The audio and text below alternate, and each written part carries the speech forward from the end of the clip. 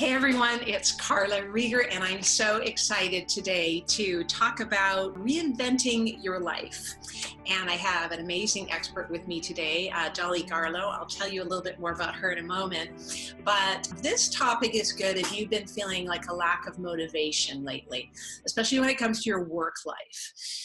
It might mean it's time to reinvent yourself. There's certain symptoms, and I know people cyclically go through these times in their life, and I know I have, and it's really helpful to get someone like Dolly to help you during those times. Don't try to do it by yourself. So in this interview today, it's really good for people who are professionals, especially in midlife where you've sort of achieved all kinds of great things, and then you're kind of going, what's next? It's also great if you've been in any kind of independent sales role like network marketing or real estate or financial professional. And again, you can hit that time in your life where like things aren't working. I don't know how to change it, and I'm too busy with my life to figure it out, right? Or, it's also useful if you're in the experts industry of any sort, like I am, and like Dolly is, where you're a speaker, trainer, consultant, coach, facilitator, workshop leader, that kind of thing. Again, you can hit those times in your life where it's not working and you need someone to help you, get your path through the forest. So I just wanted to give you a little bit of background on this subject that apparently people are reinventing themselves at a rate never before seen in recorded history, which is really interesting. That's why I think people like Dolly are, needed so much. So, like the average person changes their role in life like at least 6 times as compared to a generation or two ago where you'd get this job and you'd stay there the rest of your life, or you'd be a wife and mother your whole life, right? Now people are, going to college, and they travel, then they get a job, and then they get another job, and then they start a business, and then they stay home with the kids, and then they start another business, and a lot of people don't know how to transition into those new things. And so now there are career transition experts out there in the world. And so I think there's just a lot of people in the world kind of staying stuck for way too long because they don't have this kind of help, professional help that's available right now. So that's why I'm excited to have Dolly Garlo on today, who is here to talk about beyond career success. So design an inspired new path for life, leadership, and legacy. And she's going to tell you a bit about why that's so important. It's for professionals, leaders in their field who reach that kind of mid-career and beyond, and they're longing to reinvent themselves, to create something more fulfilling, and need to create like a plan. Not only the clarity, but a plan, and they need a confidential space in which to do that. Because sometimes, it's just going on, but you don't want to talk to your family about it. You don't want to talk to your peers about it because, you're going to be rocking their boat, and you kind of need to talk to somebody who's not going to judge you, that's going to be objective and help you see the forest for the trees before you start launching into these explorations with people whose lives might change if you make those changes. Do you know what I mean? So let me give you a little personal example, intro to this topic, because I want you to know how important getting this type of help is. In whatever way works for you at this time in your life. But most people reach a time in their life where, as I said, they feel like they need to rekindle that passion and interest, especially when it comes to focusing your energies in daily life. And so this is what happened for me. I call it hitting the winter of change. It's where you've sort of achieved something in your life, or your kids have left home, or you've just finished this really intense project, and you can't just move on to the next thing. You kind of go into this kind of winter time. And that happened for me. And it was about, 16 years ago. And I was I had created this goal of myself to be this motivational speaker, traveling the world, getting standing ovations, making a difference for a lot of people. And about 6 years after I started my business doing that, I achieved my goal. There I was. I had done a series of sales, rallies, and it was the last one. And I was on stage, I was getting my standing ovation, and I just felt so proud of myself and so happy that I'd made such a difference for people. I went back to my hotel room. There I am in my nice 5-star hotel room. And I went into this kind of weird place of depression and this slump of energy, because I realized, tick, I'd achieved my goal. And now what? Now what do I do? And it wasn't everything I thought it would be. You know how they often say it's the journey towards your goal that's actually the most interesting. Once you get it, it's sort of like, oh, okay. And that ushered me into 2 years of being in what I call the winter of change. I was completely lost. I had no energy, no mojo for doing my business. When you run your own business or you're in any kind of leadership role, I mean, you need enthusiasm, motivation. I had none. And it's so hard to keep going. And my health got affected. My relationships got affected. I didn't feel like going out or doing anything. Of course, my finances went down. It was bad. Finally, at the end of 2 years, I found someone like Dolly. And I really wish I'd had her right at the beginning to help me sort it out. So what she did was she re-looked at my whole life. And she said, so what's not working about this life? Well, I'm on the road all the time, 50 speaking engagements a year. I'm always on airplanes and in hotel rooms. It was affecting my marriage. It was affecting my health. I had no social life. I had no hobbies. And I was talking to people for an hour, and then I'd never see them again, and I never knew what happened to them after that. And it sort of felt this lonely life. And so she helped me redesign my life so that I would share my expertise. So it wasn't about changing what I did, it was like how I did it. So for me, it was about finding, different ways of sharing my information, writing books, doing phone coaching, doing online learning programs so that I could be in Hawaii and run my business, so that I would be home more often. I could have hobbies. I started a theater troupe. And so I was around more often. My marriage got better, my health got better, and my life started to thrive.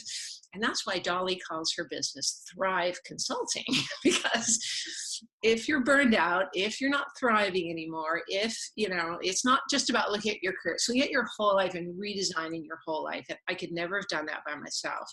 So today we're going to explore things like the 8 key elements you must consider at this masterful time of life to create true life satisfaction, how to most effectively decide what's important to you now, after a focus primarily perhaps on responsibilities for other people, the biggest factors that can stop you from going for what you really want or paralyze your progress. So that's how I felt, paralyzed. And this is a bigger issue often than financial security. And Dolly's going to talk about that. And what to do when obstacles hit. And it's not like if obstacles hit, but when obstacles hit, because you need somebody to help you navigate that. And most important steps to take to make the move from where you are now to where you want to go quickly and smoothly without regret.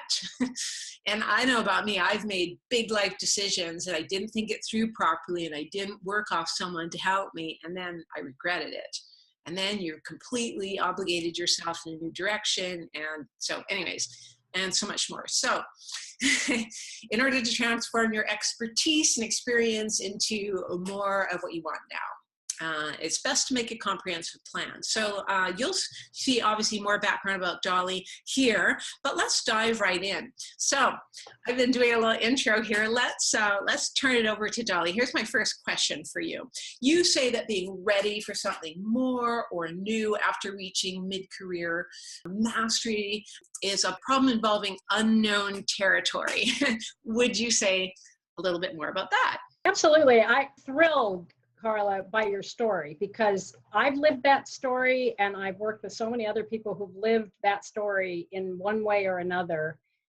Every element that you covered, I had something to share about.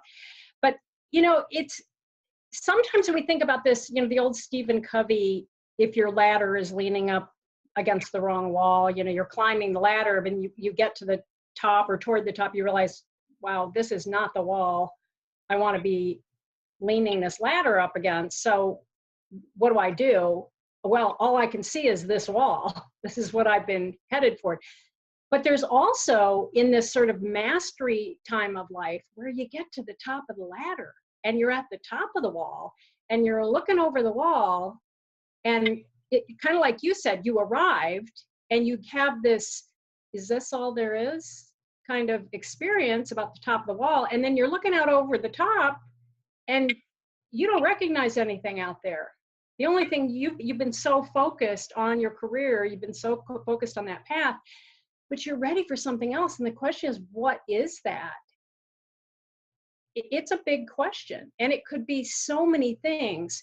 By the time you reach what I call mid-career mastery, people have more skills and more talents and more abilities than they give themselves credit for.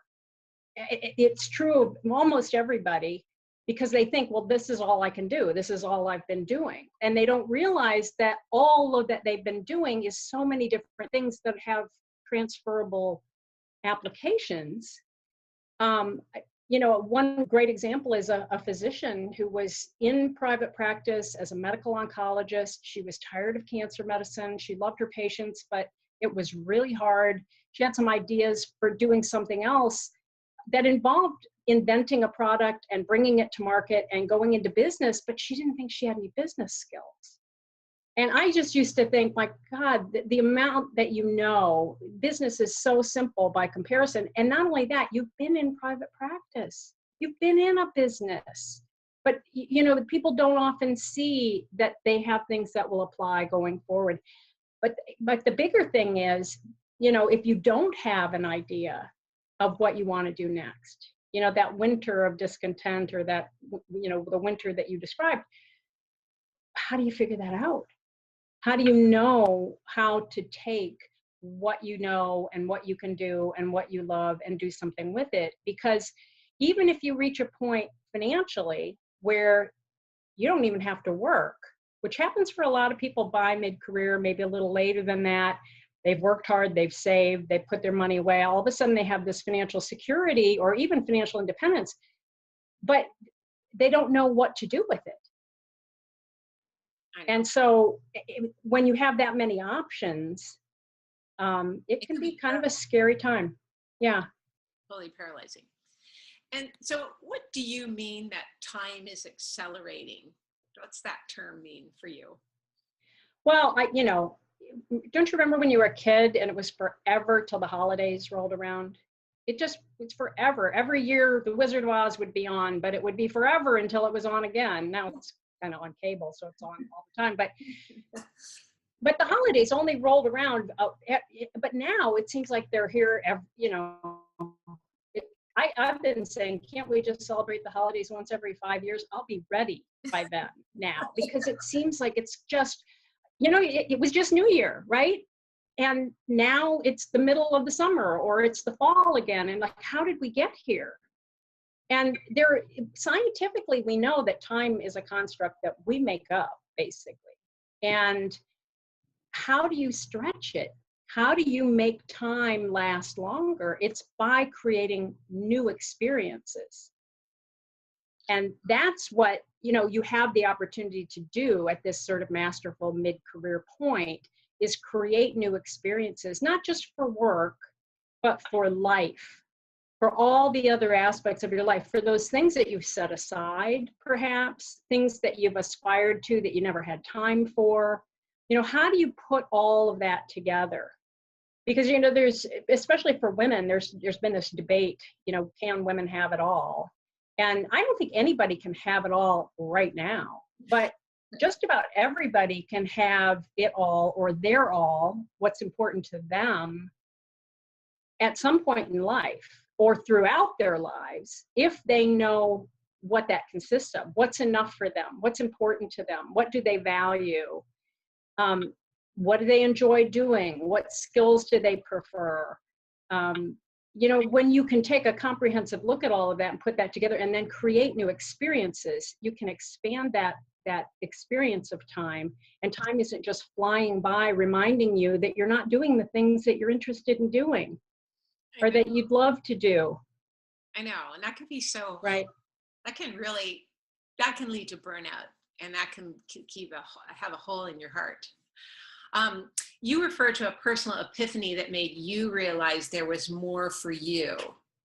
Say more about that. Absolutely. Give an interesting background about that. Yeah, my parents, Carla, are refugees, immigrants from World War II. They were literally refugees from Poland and Lithuania who got sort of caught up in Germany during the war, finally got spit out, came to the United States, where they were, happy to be here and happy for the opportunity, but they came with sort of empty suitcases. And not empty suitcases, but suitcases, what 2 suitcases could hold, and started over. And they were my example of work ethic. They were my example of entrepreneurship, because they, both had their own businesses. They were physicians, but they were in private practice back in a time when we didn't have all the corporate medicine that we have now. And so I watched them, but I watched them work really, really hard. And they worked really, really hard to give me a different life. They worked really, really hard so that I could have all the opportunities that I have.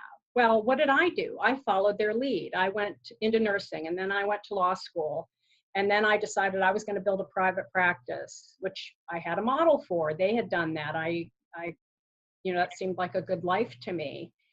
It became 24/7, 365 running a professional practice. And I was working, running this firm. And my mom, who was an anesthesiologist, she was the first woman anesthesiologist in Northwest Ohio.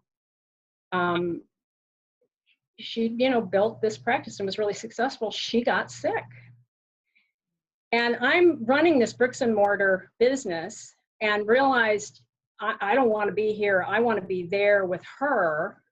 So I had to figure out how to do that. That was back in the day of fax machines and cell phones with dial-up internet, roaming plans and dial-up internet. And you hear that sound, if you know what I'm talking about, that sound of when you dial up onto the internet.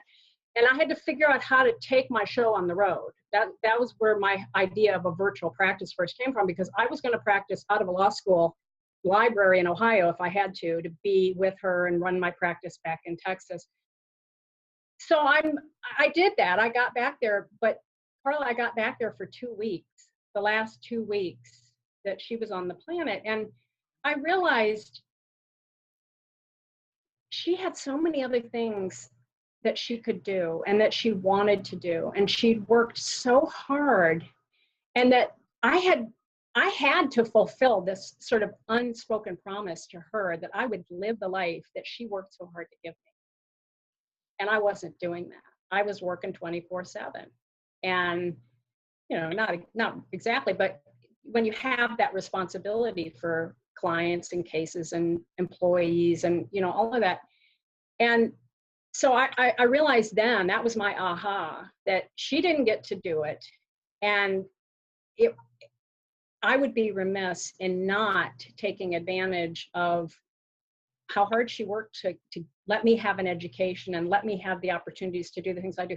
So I needed to somehow reinvent all of that. And that's where things started to change for me in every way possible, because my mom passed, and then my dad passed, and now I'm at the generational lead of the family, right? So you go through this experience of being orphaned and being the head of the family at the same time. So there's this huge identity change that goes along with it. And then if I'm not going to keep doing what I was doing before as a lawyer, who am I going to be then? Who will I be if I'm no longer a lawyer?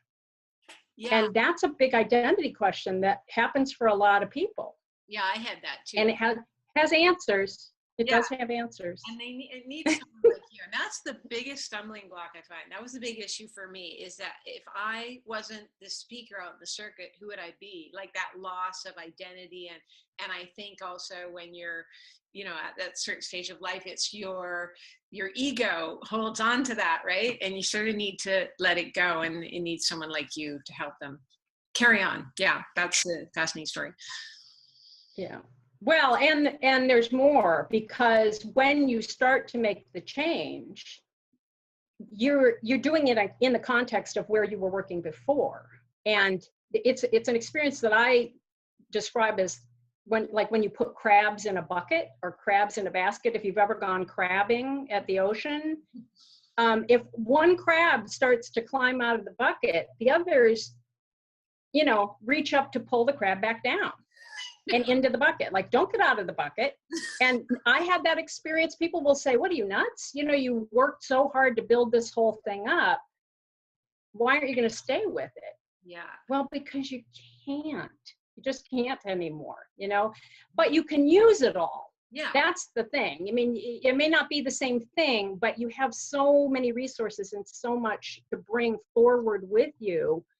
But you've got to stop and take a look at what all of that is and weigh it and decide, which is important and what do you want to use and what do you want to let go of and how do you let go of that and how, while you're planning, because getting out of where you are, like I had to sell a law practice. That took me 2 years to do it the way I wanted to do, to plan it and, create the exit plan, find a way I didn't want to fire all my employees and just close the doors. And I was able to do it. I mean, the law firm that I built is still alive and well and operating in Austin, Texas. So, but it takes time. And so you've got to think not only about, what do I want out there, but what do I have to wrap up back here and how do I properly do that to maximize, the asset, to maximize your resources, to not burn any bridges with those other crabs that are trying to pull you back. You want to maintain those relationships. You don't want to burn any bridges. But you can't just get to a place where you're so ready that you're ready to run anywhere. It's helpful to sort of do this when you first start thinking about it so that you aren't like running headlong to get away from something. You're ready to create a plan to move in a direction that you're very clear about and that you've made conscious choices about, as well as the conscious choices that you need to sort of let go of what you'll be letting go of. That's so huge. And people don't think about that. Your most recent reinvention brought you where you are now. And I know you live in an amazing place in the Florida Keys, sort of a dream life. So what does that look like? What does that look like? Well, I live on an island that's a very small island. And so, my early adventures into virtual business, I sort of credit the experience with my mom for helping me see that you could do this, have allowed me to really work online, work over the internet, work by telephone, travel a little bit, but mostly live on a very small island about 4 hours south of Miami, which is not a day trip. Anywhere I go to any major metropolitan area these days is a big trip. So it's a weekend, but I live on a small island and I'm involved in, women's groups here. I am involved in environmental issues. One of the things that my nursing background sort of got me interested in is environment and environmental health and just holistic living. And I went into health law just to combine those backgrounds because at that point in my path, that's what I was interested in. But environmental law always really, really interested me. And now it's a big issue worldwide with, everything that's going on with climate change and just clean air, clean water, all of those things I think people are much more aware of. And I get to be involved in doing coral restoration work down here because we have coral reefs around the planet that are suffering. People may not realize how important they are to the fisheries and to providing protein for millions and millions of people around the world. It's their food source. And so, I mean, I've been able to combine all of the interests that I have. And so my work now is work that I love doing. It's this sort of thing, the reinvention work. It's coaching. It's being giving an opportunity to be really holistic and helping people plan their whole lives. career, business development, and everything else, family, friends, leisure, travel, what's important to them. I get to do that, and I get to do that from this little place. And along the way, I actually got married, got remarried, am now living the marriage that I always thought marriage was supposed to be like. And so I don't know that all of that would have happened for me if I hadn't myself taken a look at all the things that are important and what did I really want, and use that little epiphany that I had about, the unspoken promise I made to my mom to live fully, that my parents worked so hard to give us the opportunity to, the education and the examples and the work ethic and all that, to get that, but to pull it all together and not just work all the time. And you had a coach that helped you do that, right? Oh, I've had many coaches. Absolutely. Yes. But it took and that's the thing. Right? It took you a while. Right. I'm a coach. Well, you get your first coach, and when I was going through coach training, you get your first coach, you have this relationship with them. You realize that eventually different people can coach you on different things. Yeah.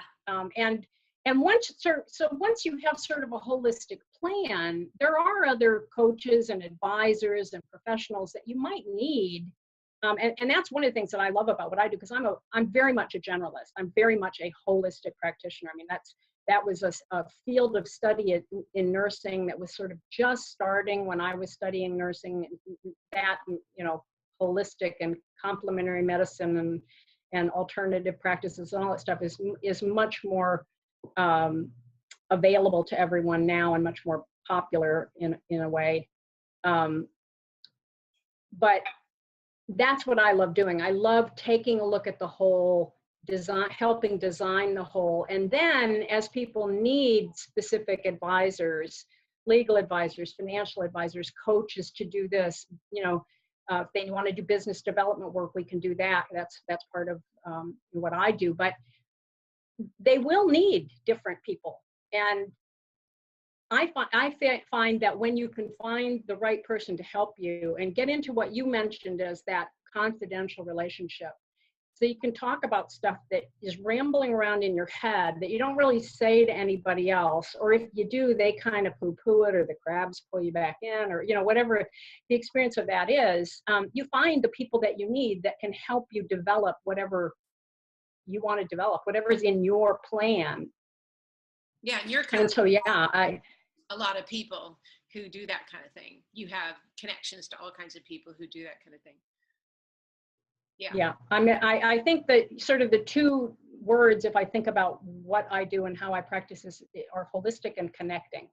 Because I am such a generalist, and because I know, it's funny, I used to say I was a jack of all trades and master of none. And actually I've reached a point now where I am a jack of all trades and master of actually quite a few, because I've been at it for so long. And I think that happens for people in mid-career and beyond. You start to recognize, wow, I really do know a lot more about this than I realize I do, but not until you start actually looking at it. So, I have a very holistic focus, just because I'm interested in just about everything. And I've done a lot of different things. But I also know that there are specifics, and that people need help in specific ways that are things that I don't do, and I can help guide them to find those resources. And your work now involves helping others create this reinvention for themselves. So what's a first step? Like, what do they need to know to get started? Well, I can take you through what I see as all the steps, because I've created a program now out of it, after taking a look at what I did and taking a look at all the things that I've taken my clients through. I sort of put it together in a system that people can, that I work through with people. But I'm happy to share that. I think the first step is to take a really strong personal inventory. Like, who are you? Who are you now? Right. And, a lot of times people have their identity so wrapped up in what they've been doing that they don't they don't know themselves the way they are now. They know themselves for who they are coming up and getting to this place. But who am I now? What am I interested in now? What do I want more of? What do I want to let go of? How do I do that? What do I value? What are my interests? What are my skill sets? I have a lot of them.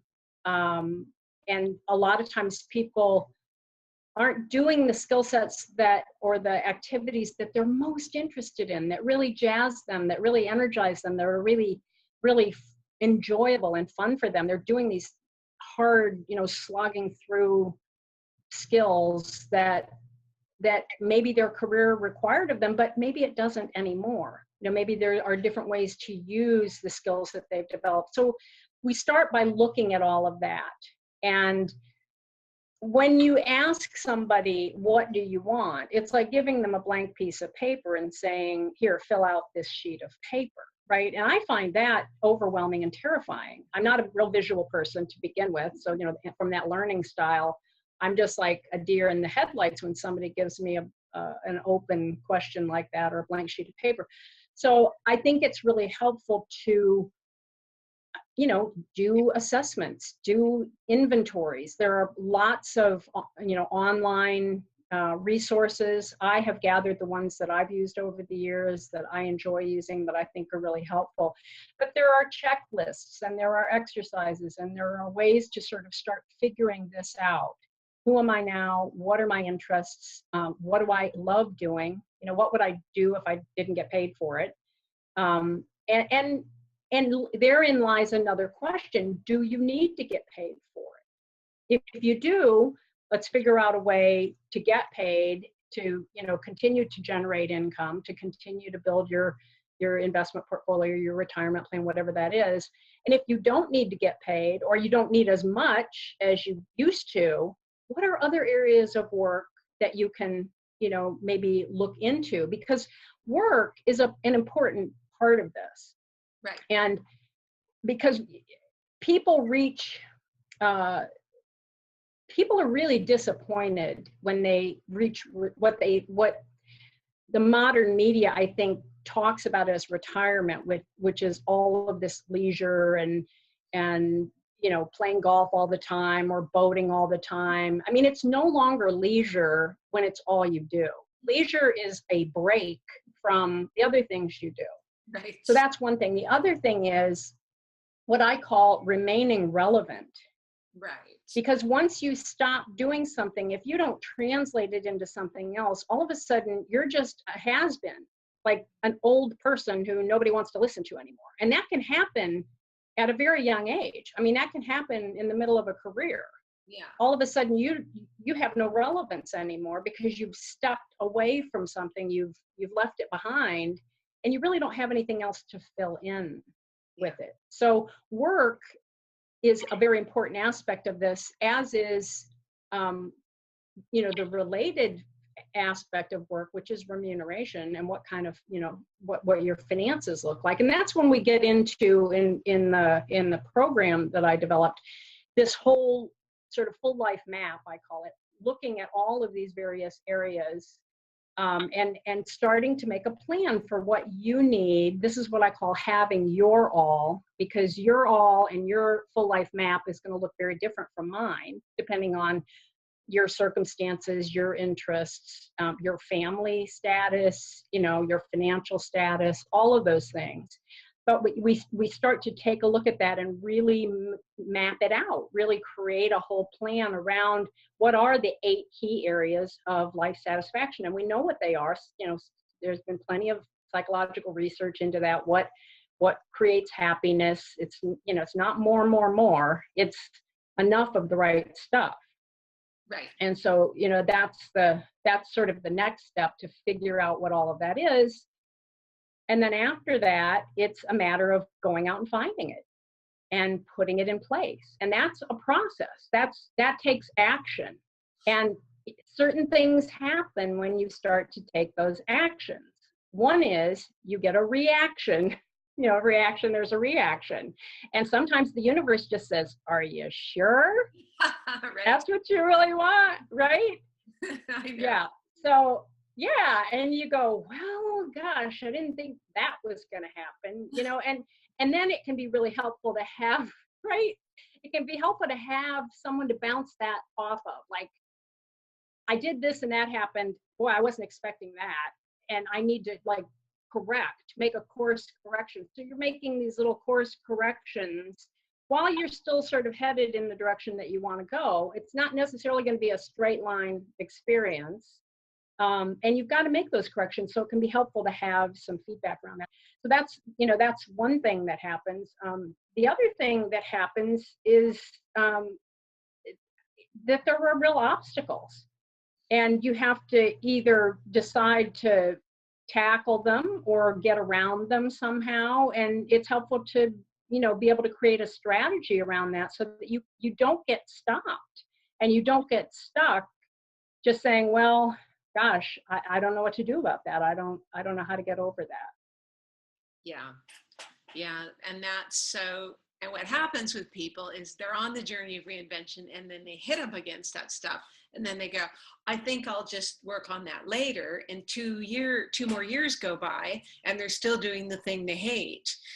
But if, Right. you have someone to come to that kind of tells you, okay, this is just part of the game, the process. It's sort of, you're like a climbing guide, right? That just says, okay, we're only halfway up Mount Everest, but, let's just get acclimatized here. Yeah, I mean, I actually, it's a mountain climbing analogy that I usually use, because usually, it's like you're at the top of the mountain. You've climbed the mountain. You've climbed the ladder. You're at the top of you're looking out over the horizon. You see this other peak, this other mountain. I call it Mountain B. I mean, if you don't see it, then we have to sort of clear the clouds away and like pick which one of these peaks do you want to go to? Which is it? What direction do you want to go? Because sometimes people don't know. Well, but once you identify it, you got to climb down the mountain. You got to go through the valley. You got to slog through the swamp. You've got the alligators down there nipping at your heels. And then you kind of climb back up on the other side. You're in the woods. There's, you don't necessarily know where you are. You climb out over, above tree line. And finally, you can see that goal that you were headed toward. I mean, that's kind of how coaching works as far as I'm concerned, because it is all about that journey. Yeah, totally. So how do you help people do this? Like, what are different ways that they can partake of your expertise? Well, like I said, I have created this system that I call the Masterful Life Redesign Program. And it's all the material sort of in that order of, starting out with the inventory and then taking a look at where you are and what you're leaving and how to leave it and what you're headed toward and creating a plan, all that stuff. And all that material is available for people to work through. And rather than sort of do it in a training format, I've put it all online so people can access it on their schedule when it works for them. And then I set up meetings to work with them on it. So that's where the coaching comes in. That's the part I love to do.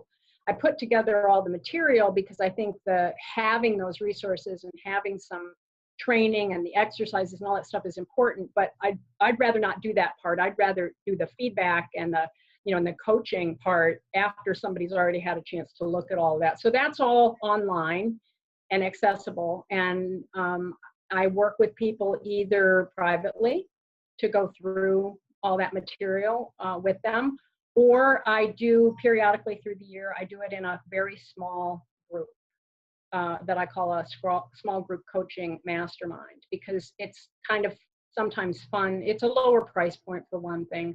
And it's also useful, I think, to hear what other people are going through. As they absorb the material, as they work with it, as they apply it to their lives, because they will inevitably bring to one of the coaching calls something that somebody else didn't think about, but is perfect for them, like exactly what they needed to hear that they didn't think to ask about.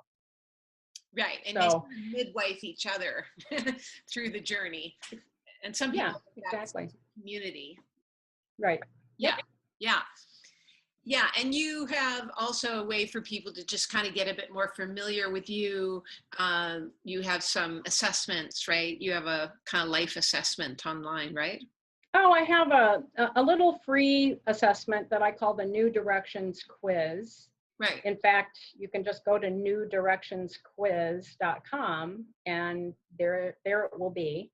And it was designed to sort of give you an opportunity to think about all of these areas, all of these things that you might want to consider when you're putting together your plan, when you're deciding what you want to include going forward, what's important to you. So it gives you an opportunity to take a look at all those things and see where you are now, like score yourself as to where you are now, and which will allow you to see sort of where you have to go, where, you know, what work is needed. And so people can go and just, it takes about 4 minutes. They can go to newdirectionsquiz.com and just do a self-assessment and start there. Great, and we have that link right here, along with how to get to Dolly's website, where she talks more about her group coaching and her private coaching. So what else would you like to add that you haven't had a chance to mention?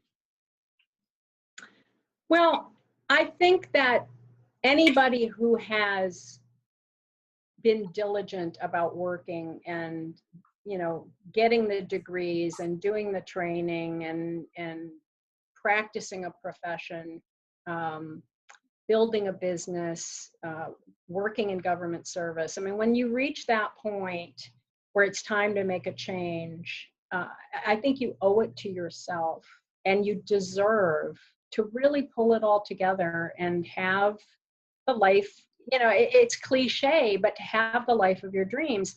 And, you know, I say it's cliche because when I was faced with the opportunity to have the life of my dreams, I didn't even know what my dreams were. You know, I'd been so nose to the grindstone for so long. But I think that's the biggest takeaway for me. Take the opportunity to figure it out, because you can have it. You know, I think everybody has this unique brilliance that they're born with. I mean, obviously there are no two of us alike. Our DNA is completely different. Our circumstances are completely different. We're here for a reason. And maybe you've accomplished some of that already, but if there's a sense that maybe there's something more and maybe there's something else that's sort of burning in there, that light needs to shine. And you owe it to yourself as well as to the rest of the world to let it shine. Yeah, that's so important. And Yeah. you know, so many people, and me included at times, just hold on to the old because it's safe and familiar and it seems secure, but actually there isn't security in holding on to the old because it's crumbling away. It's like holding on to the Titanic, right? If your heart's not in it, it might kick you out. And I know many people who've told me this story is they should have left something 2 years ago and they waited till they got fired or till their whole business burned to the ground before they went, oh, okay, I guess I better go to what's next, right? Well, and eventually they often say it was the best thing that ever happened to me. But my personal perspective on that is it doesn't have to be that hard. It doesn't. You know, you don't have to burn your business down to the ground to learn that or to figure out what to put in place next. So if you have that little inkling that's coming up, because, you know, the other thing that you just said that reminded me, people sort of have this fear of the unknown, which is part of why I put this program together, so there's less and less unknown. You know, you get to choose from a checklist rather than, you know, have this blank slate.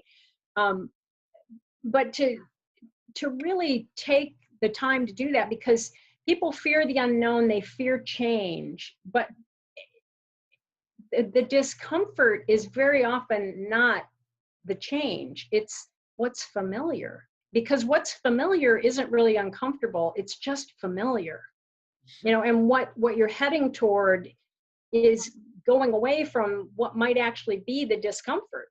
Right. That familiar, that I'm stuck here, you know, that's really where the fear and the unknowns and the discomforts are.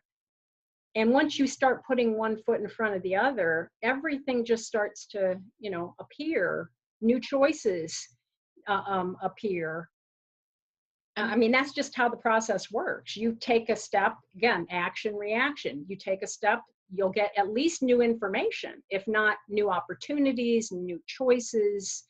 Yeah. And then it becomes kind of an exciting adventure. Yeah, and there's more security almost in the future by putting your energy there. David Whyte, the great philosopher poet, says, you know, sometimes the old, when it's like ready to leave, is kind of like a skin on a snake, right? The old skin starts to get really tight and crackly just before it sheds, and it's really uncomfortable for the snake. But then finally, when it lets the old go, it's like renewed and refreshed. And so just like what you were saying, I think sometimes the discomfort is actually the discomfort of this old holding on to you that's not supposed to be there anymore, right? So you help people shed more quickly. Right. And it's not necessarily comfortable. It's just familiar. Yeah, and to have help on that journey is so important. So, you know, this is a topic that's dear to my heart, and I know it's dear to Dolly's heart. She's really put a huge amount of time and energy into creating a system and a process to help people. So I really wanted you to know about her as a resource for you. So please take advantage, even if it's just to take the quiz and see where you are and see what else she has to offer. So thank you so much, Dolly. It's been fabulous. Thank you. Well, thank you so much for the opportunity. It was great to have this conversation. All right. Take care. Bye for now. Bye.